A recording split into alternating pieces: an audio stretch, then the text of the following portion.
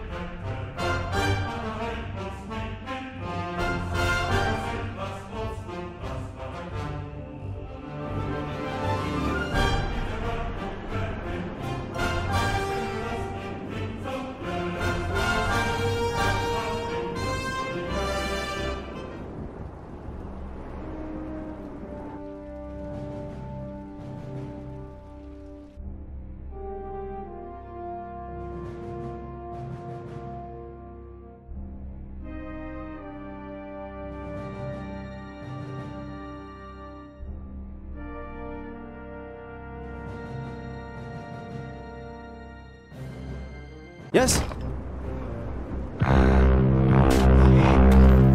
All right, yes! Those blasted trumpeters are calling for reinforcements! Not for long. What is it? What is it? Bow and jaw! Give me a hand! Huh? Pow! What Another now? one bites the dust! I just need... Yes? rest. Yes? Vile creature! I didn't hit you very hard! I can't do that yet! Huh?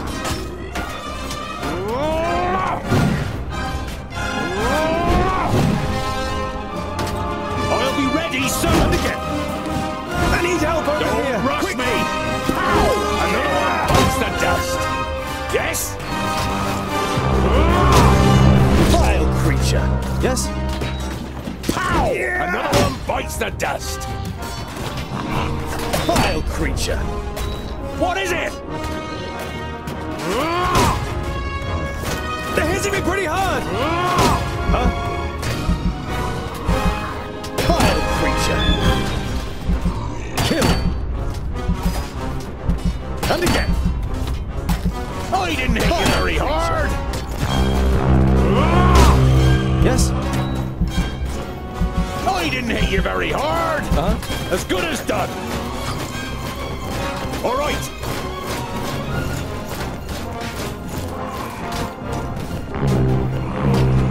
Too easy!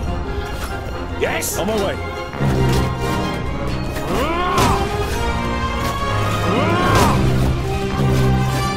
I need help over here! Quickly! Huh?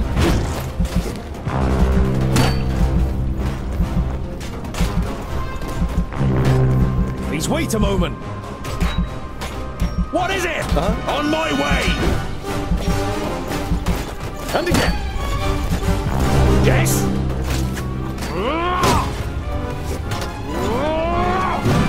Yes? Vile creature. And again. Huh?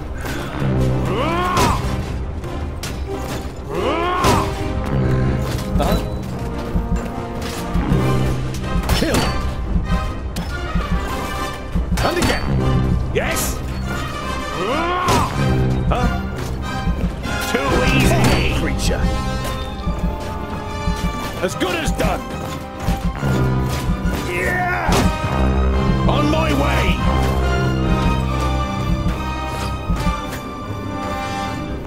I can't do that I yet. didn't hit you very hard! Huh? They're hitting me pretty hard. Yes? Huh? On my way!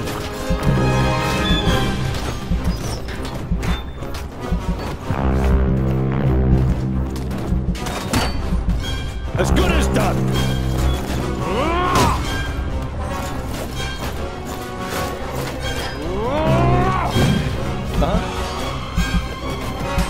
Wait a moment. Kill. Huh? And again.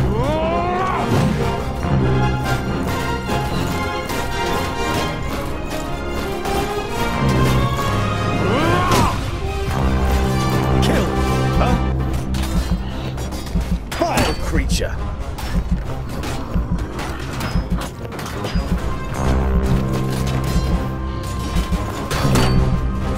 Yes? Kill. It can't end like this. I'll be ready soon! Pow! Another one bites the dust! Don't rush me!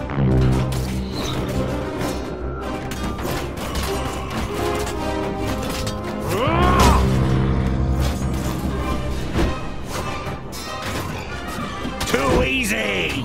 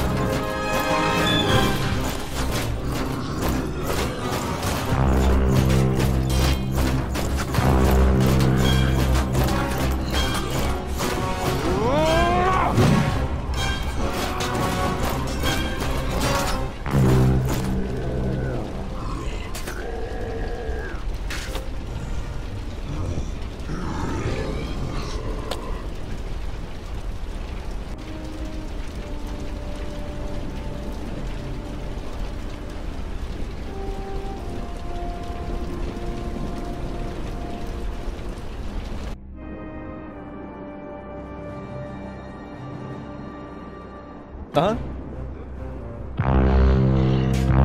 What is it? What is it?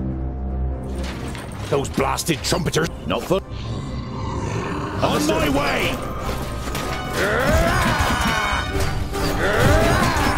Huh?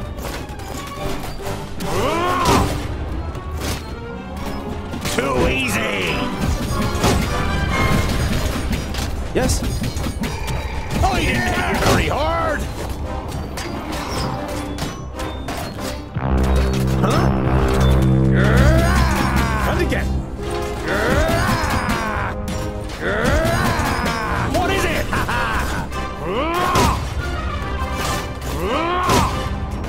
He hardly put up a fight, huh? Too easy! I didn't hit you very hard! Too easy! I have Thorgar! Give me a hand, creature! Ow! Hey! Who's next? He hardly put up a fight! Who's next? Yes? I'm with you! Kill! Yes? Too easy! What is it? And again! I need help over here! Quickly! I didn't hit you very hard! Too easy! You're hitting me pretty hard! Eat sheep! Kill! Another one bites the dust! I didn't hit you very hard! Alright! Yeah! Too easy! I didn't hit you very hard! I need help over here! Quickly! Yes? Kill! As good as done! On my way!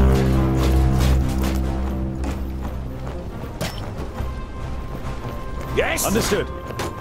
I didn't hit you very hard! Pow! Another one bites the dust! And again. Too easy! They're hitting me pretty hard! I need help over here! Quickly! Vile creature!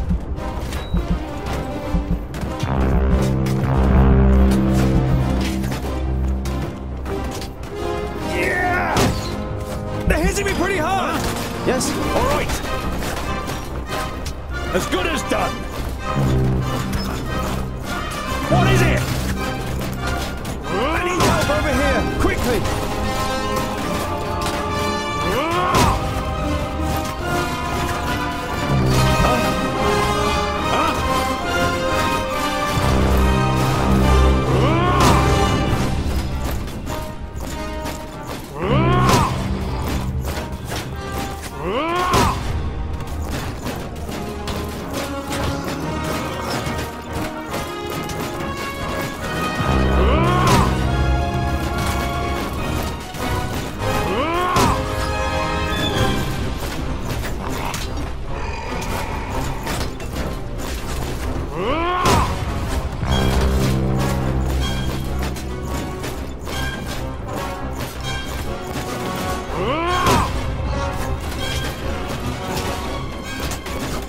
I didn't hit you very hard!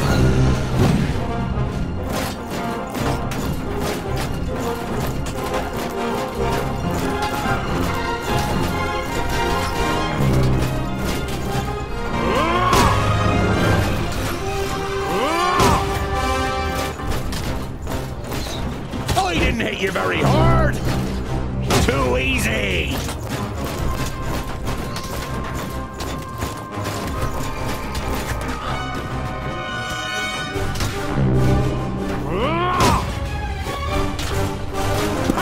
Another one bites the dust. Too easy. I didn't hit you very hard.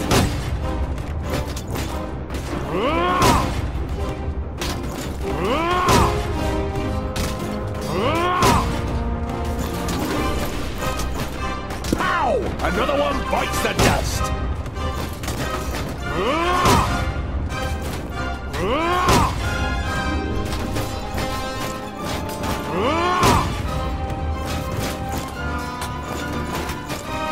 Pow! Another one bites the dust.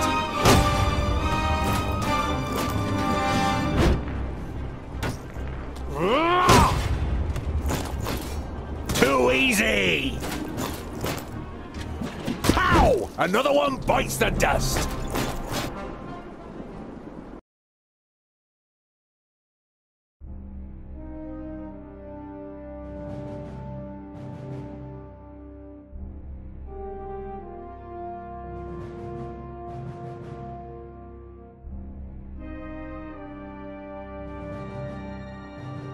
No sooner is the battle won than terrified survivors start to venture out of their hiding places.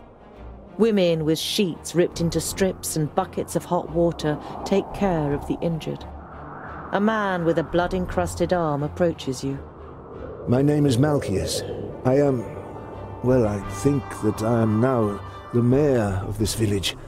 Without your help, we wouldn't have been able to stop the orcs. I thank you, and regret that we have nothing to offer you as a reward. The man's contemplative expression brightens. Unless, if you want to cross the river, we can ferry you. Everyone for miles around will know your names, for we owe our lives to you. Whenever you want to get to the other bank, just let us know.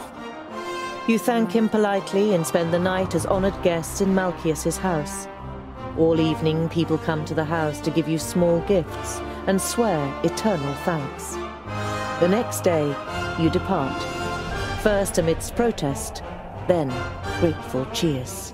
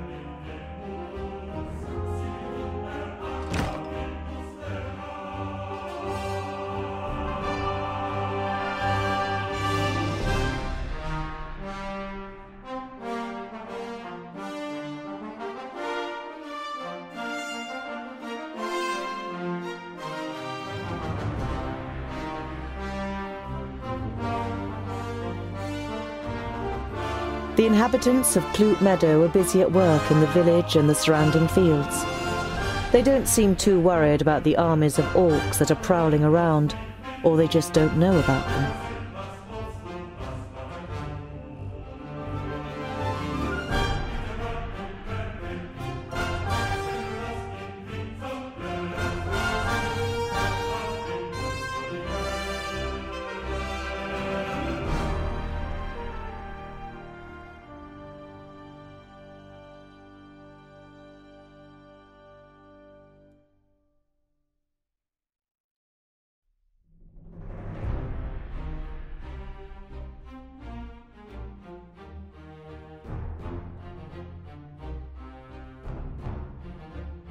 By the evening campfire, Boindil rummages around in his rucksack and pulls out a cheese wrapped in a cloth.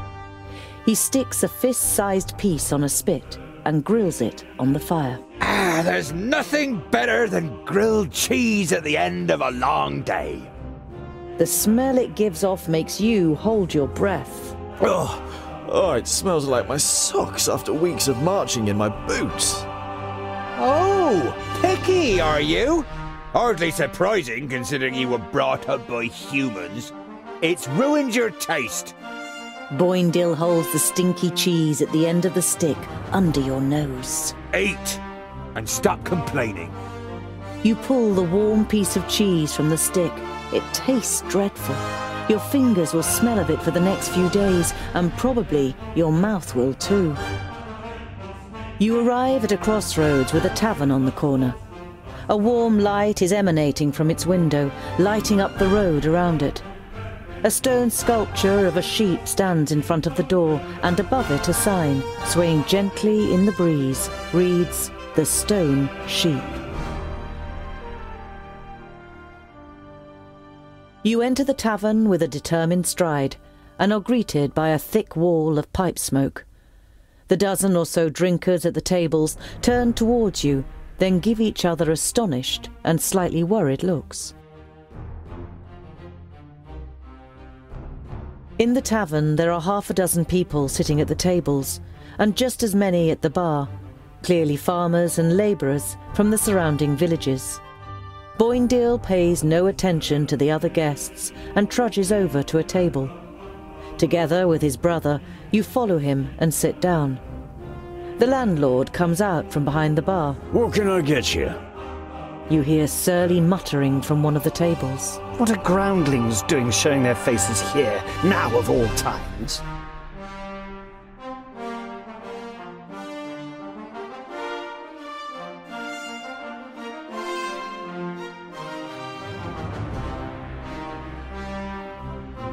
You stand up and turn to the room. This round's on me. The faces of the guests and the landlord brighten up immediately. The landlord gets to work pulling everyone a beer and handing out the tankards. Some of the guests say cheers to you as they get their drinks. Did two travellers pass this way? One was a famulus, the other a mercenary. The landlord shakes his head indifferently and mumbles something incoherently.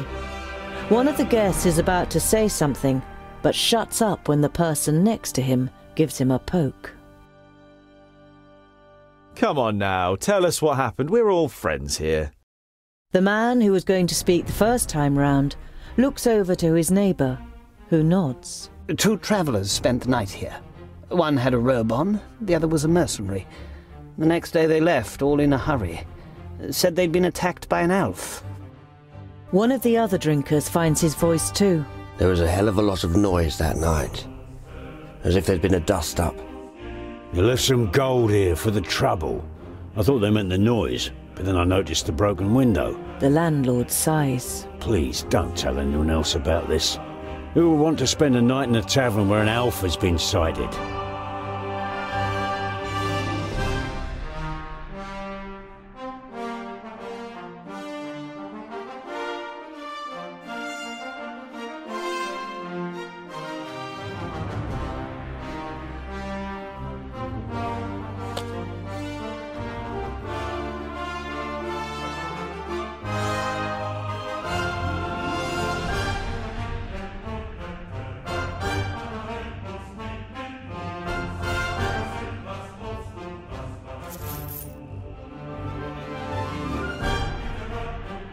You turn to the guest who'd muttered something about groundlings. And why is it so strange that we're here?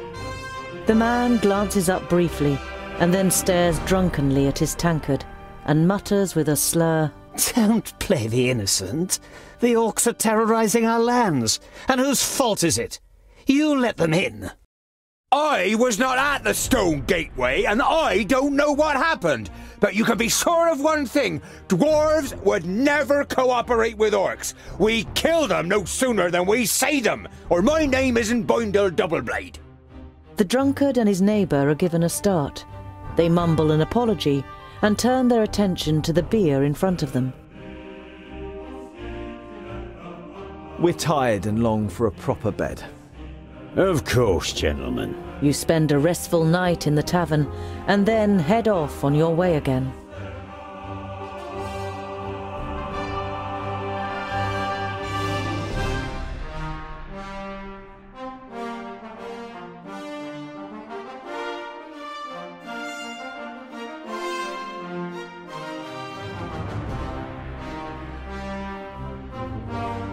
There are dead orcs lying in the defensive trenches and strewn over the meadows in front of the city. Some of the locals are busy throwing the bodies on pyres, while others repair the minor damage done to the city wall.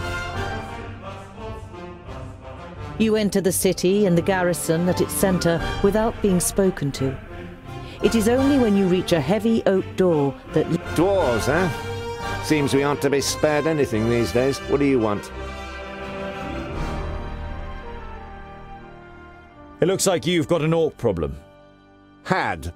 Our scouts detected the army early on, and we were able to repel them without any great losses. A small army of orcs like that couldn't breach our mighty walls. Your mighty walls look like they're about to collapse under their own weight. The soldier isn't intimidated by Boindil. He juts his chin out confidently. At least they stopped the orcs, unlike your dwarven walls in the north. I didn't know that Steepleton was so big. Impressive place. We have fertile meadows. That's what we have to thank for the city's growth in recent years. At the time of my grandparents, Steepleton was nothing more than the tower on a hill with a couple of houses. Now we have a market, a temple, and of course there are royal messengers stationed in the tower, which doesn't do the city's coffers any harm at all. You said you had messengers here. I'd like to send a carrier pigeon to Lot Yonan in Yonendar. Lot Yonan in Yonendar. No problem. It will cost you 90 gold pieces. If the carrier pigeon delivers my message safely to Lot Yonan, then it's worth its weight in gold. Then I'll send for a scribe. You can dictate your message and Thank you, but I can write it myself. Paper and ink will be sufficient. The guard nods. You don't blame him for thinking you are illiterate. Very few ordinary folk can read or write. Once you've been given the writing implements, you write down a summary of what happened at the meeting of the Alf and the Orcs. I must speak with your commander. Commander Valor doesn't have time. He's still very busy dealing with the aftermath of the orc attack.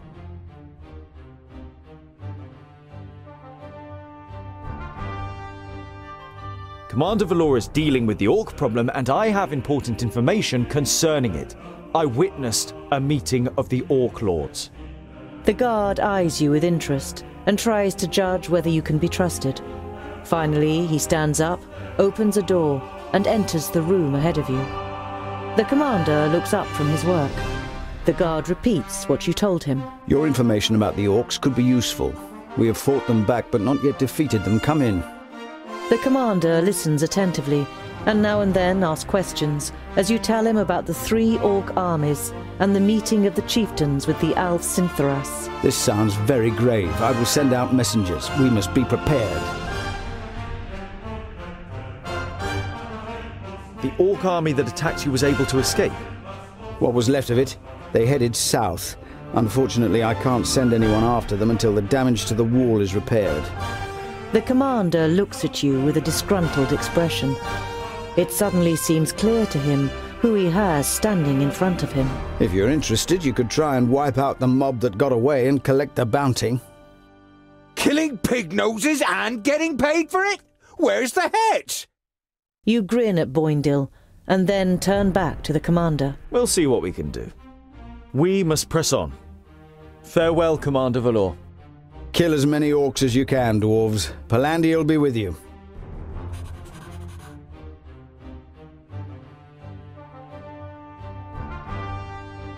You see a camp with a wagon and 2 people on the edge of the path. Behind them, Black Saddle towers up above a thick, dark forest, about a half a day's journey away.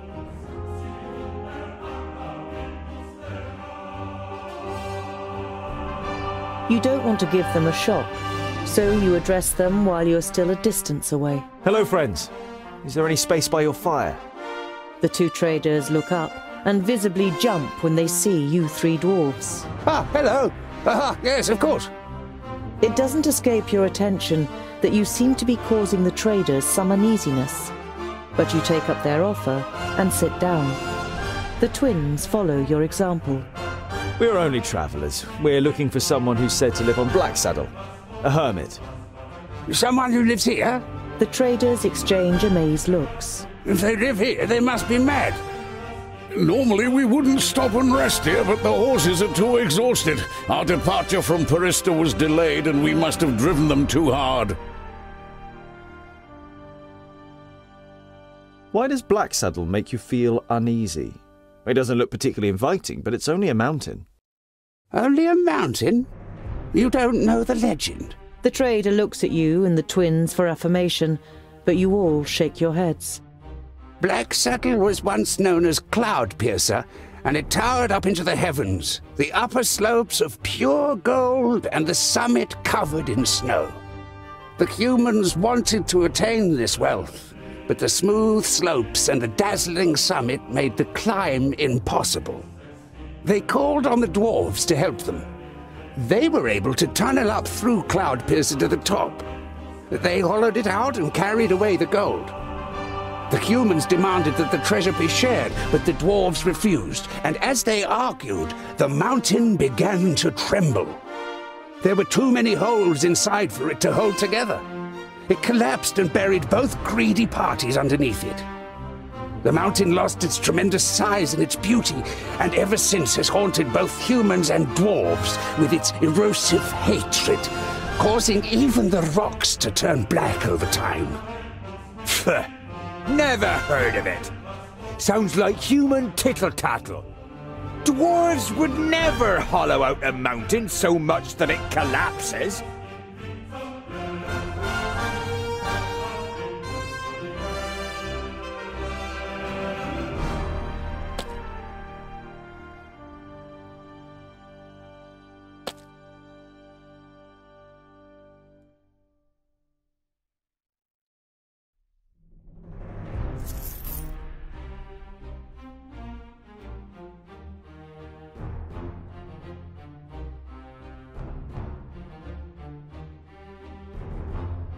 Later in the night, after eating together and some friendly conversation by the campfire, you all decide to sleep.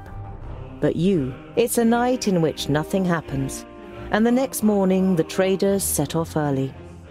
After breakfast, you also continue on your journey.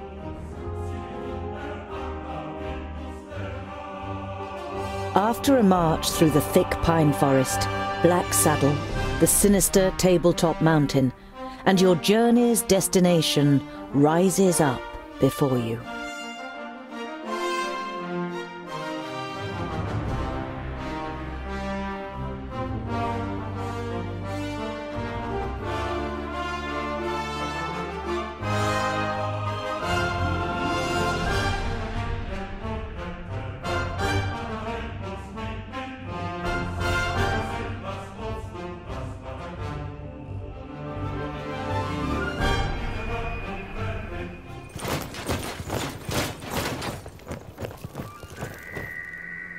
Are you sure that the Famulus lives here?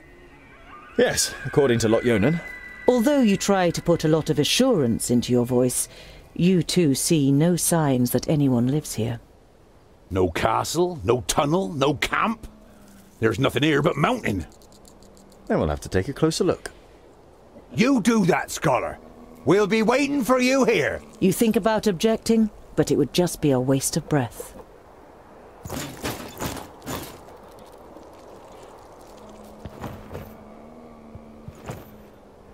Found anything? A hidden camp? A secret doorway? Gold? No. Not yet.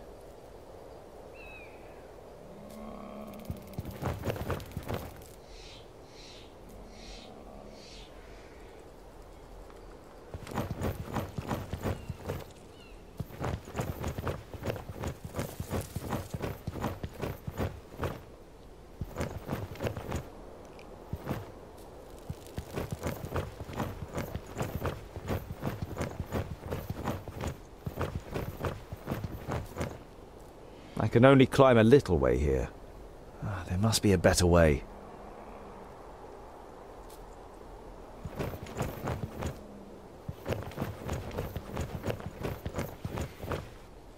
An old tree. Looks like it could fall down at any moment. There we go.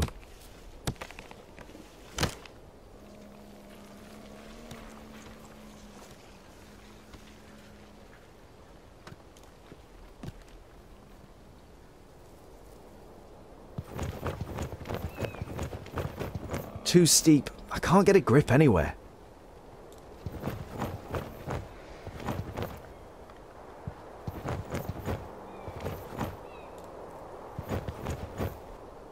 I should be able to get up here.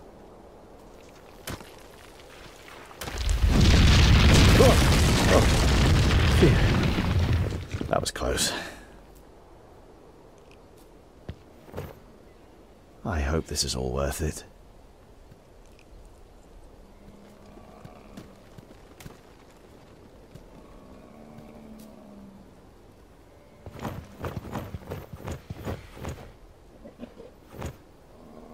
Here's a... No, forget it.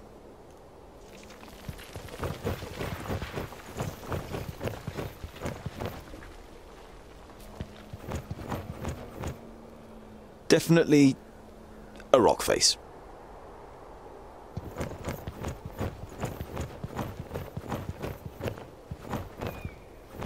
There's something engraved on it. You realize with surprise that they are runes in the Dwarven language. Built with the blood of our enemies, be unyielding as the rock, and soak the land in their blood. Huh?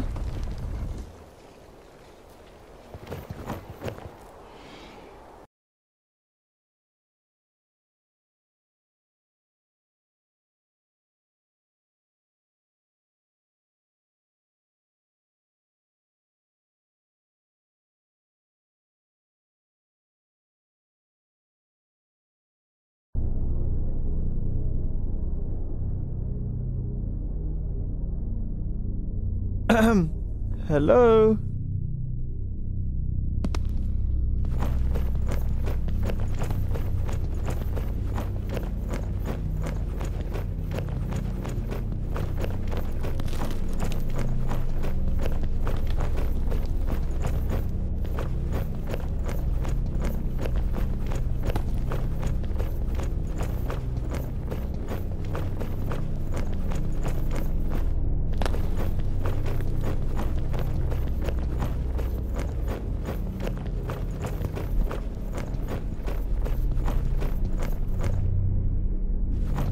Master Garen, Lot Yonan sent me to bring some items back to you.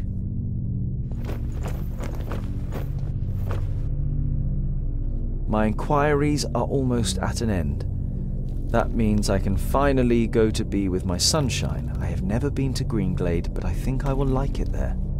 I deposited my most valuable things in the grave of Horengarth before my departure and secured it with magic.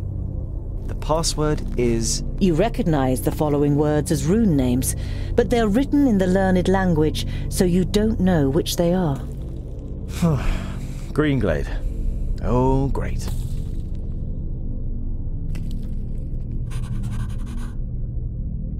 Useful. An eternal flame. I know who taught him that.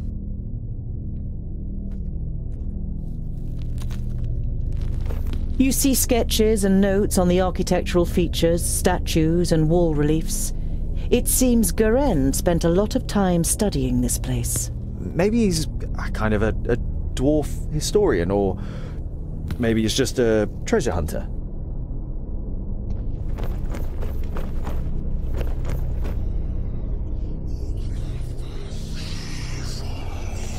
Hello? Is anyone there?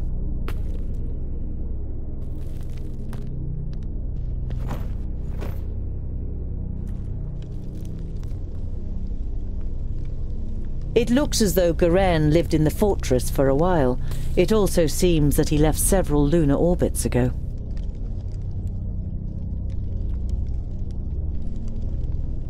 He's not stealing. It would just be a shame if the provisions went off.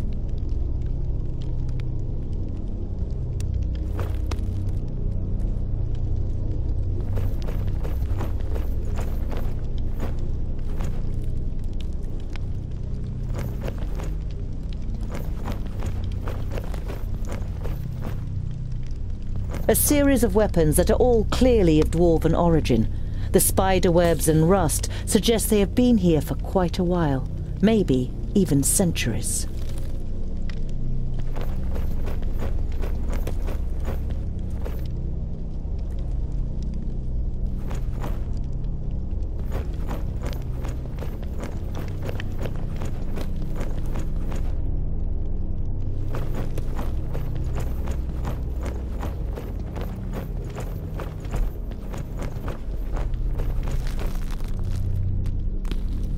Rune. Clearly magical.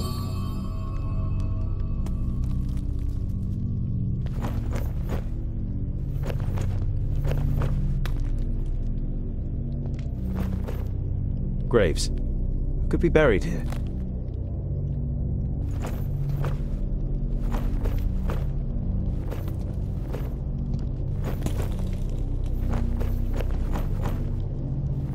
A sarcophagus. Perhaps I could open it.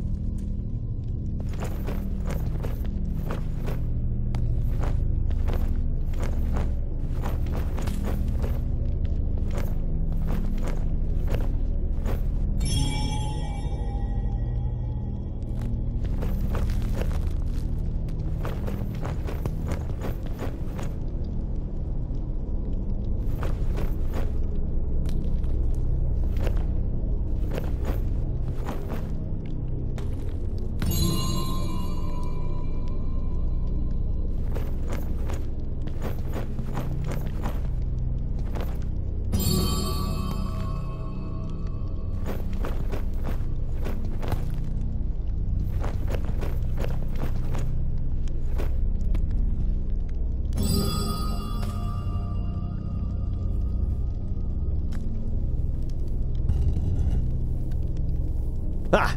That's it!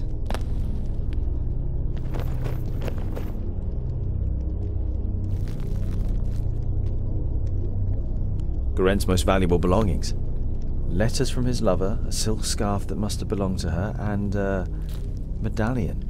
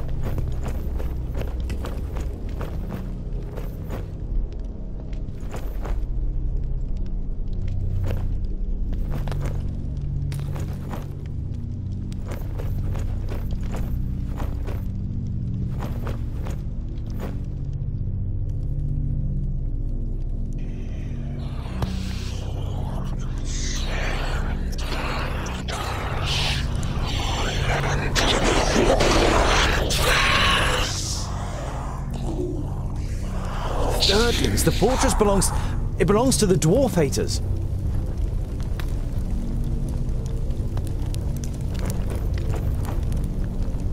Lorimber's dwarves are not only as unyielding as a mountain, they are also as destructive as an avalanche, and would batter into lesser kingdoms just as relentlessly. The Four should find no salvation in Vrachus, only eternal damnation, so that they suffer indescribable torment between the worlds. You have heard of the dwarf haters, but this is the first time you have read their hateful words. You feel sick and turn away.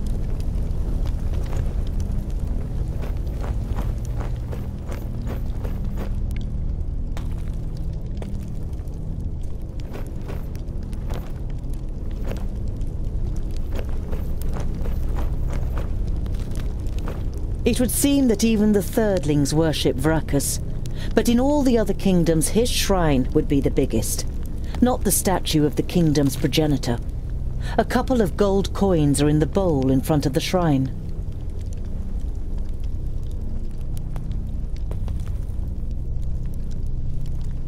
Can't do any harm.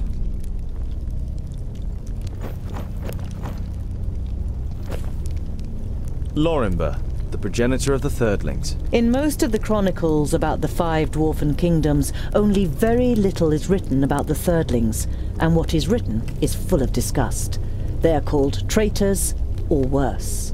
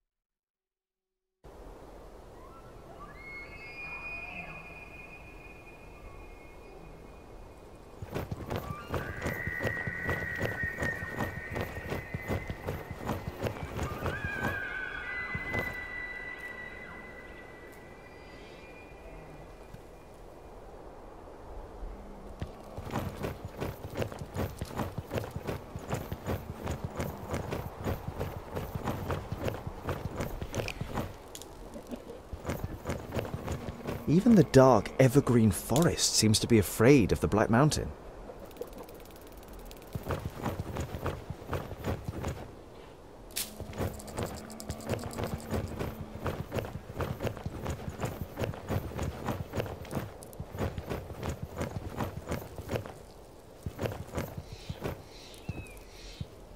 So, Scholar, what are the results of your inquiries? There is an abandoned fortress in the mountain, and I think it belonged to the Thirdlings. Boindill's eyes narrow. The blasted dwarf killers!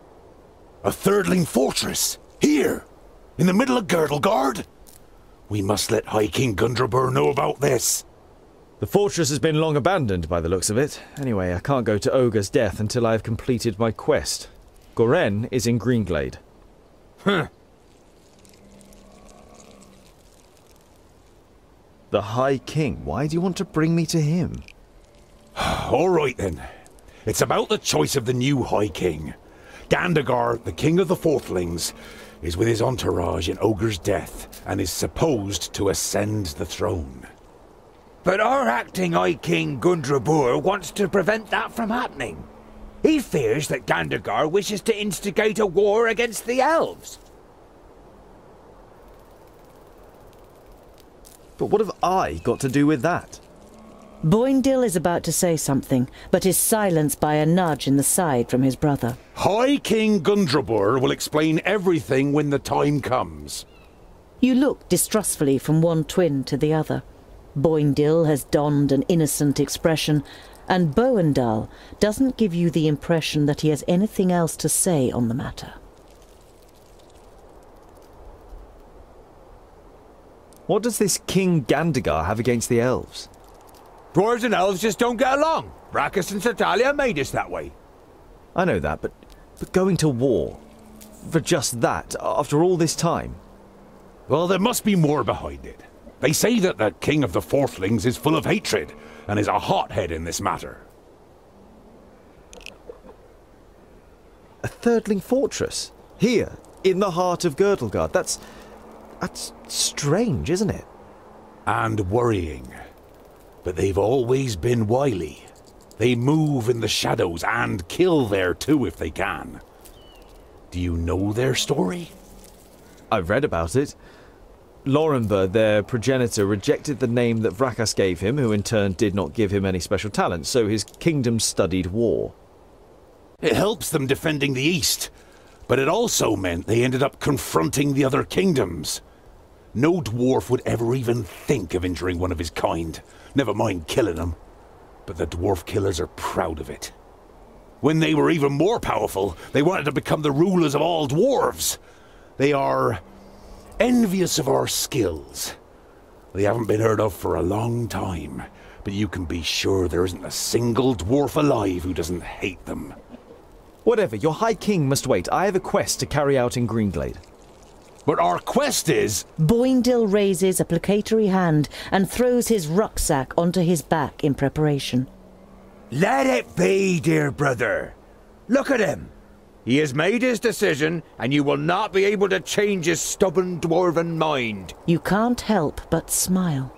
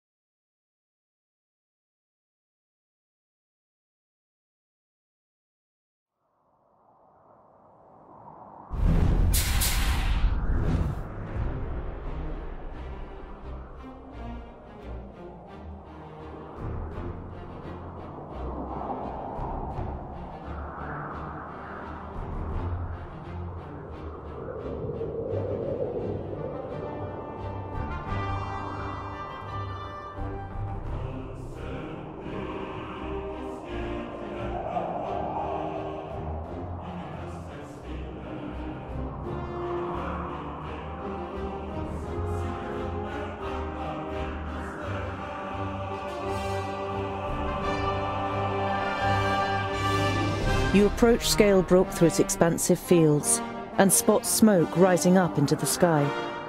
A short while later, you...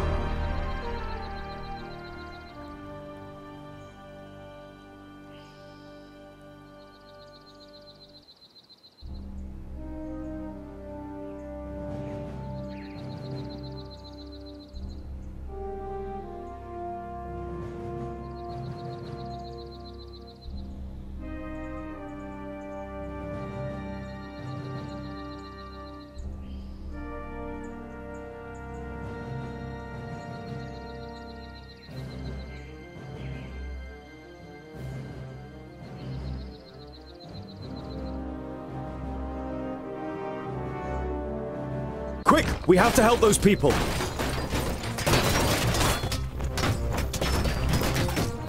Yeah!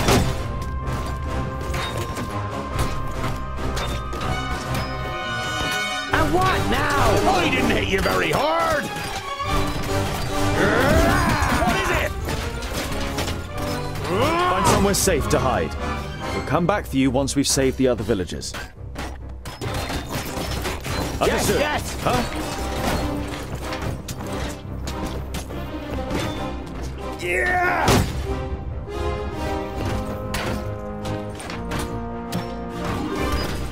Pow! Yeah! Another one bites the dust!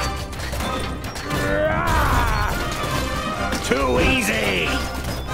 I didn't hit you very hard!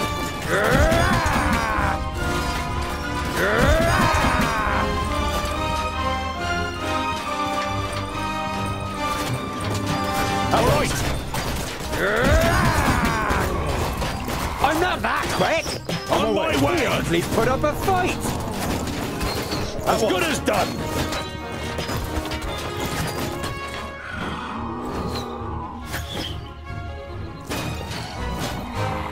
That's it! They're fleeing! I don't think so, they're just rallying! And that's what we should do too. Come on. Thank you so much. You saved us. Not yet. The orcs are rallying. You must join us. But we can't. You must. Here they come.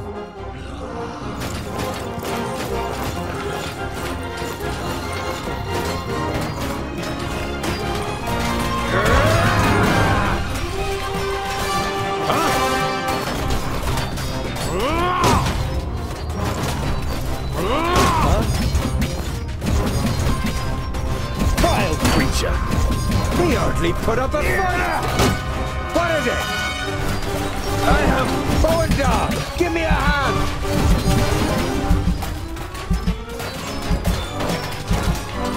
Yes!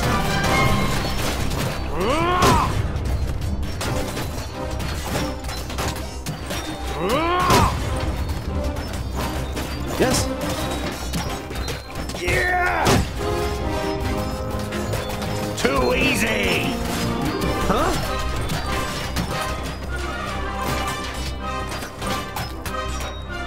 Huh? He hardly put up a fight!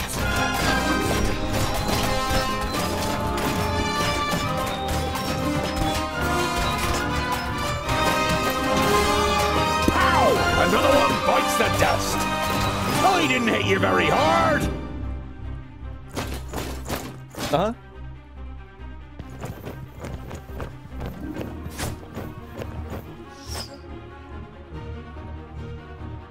What is it? What is it?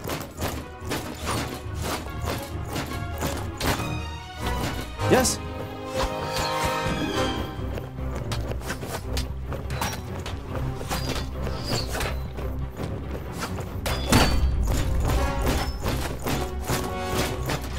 Too easy! Vile creature!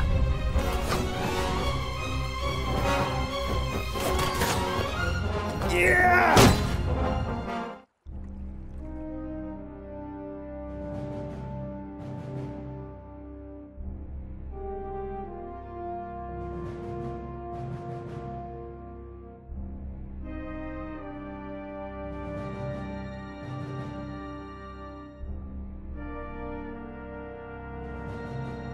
While Boindale still hunts the last of the orcs through the alleyways of the village, you and Boendal are already helping search for survivors. Various villagers, all with shocked, ashen faces, come and thank you for saving them. A middle-aged man nervously steps from one foot to the other and tries to force a smile. My father, the village elder, he is dead. I think I must follow in his footsteps, so I thank you in the name of Scalebrook. He left behind some gold as a dowry for my sister. She's... The man bows his head, produces a leather pouch, and kneads it with trembling hands. If only you'd come earlier. But before you can reply, the man takes a deep breath and forces himself to look at you. What am I saying? How ungrateful. Thanks to you, many of us are still alive. My daughter may be able to marry one day, thanks to your bravery. The man hesitates briefly, then thrusts the leather pouch towards you. We won't accept your gold. Bury your dead, rebuild your village, and be a good father to your daughter. Boendal looks at you, and you think you can see an approving nod. The man opens his mouth to say something, But then he just shakes his head and finally starts again. I thank you, dear sir, but there is no way I can let you go with empty hands. Here, take this. My father bought it from a trader, one of your kind.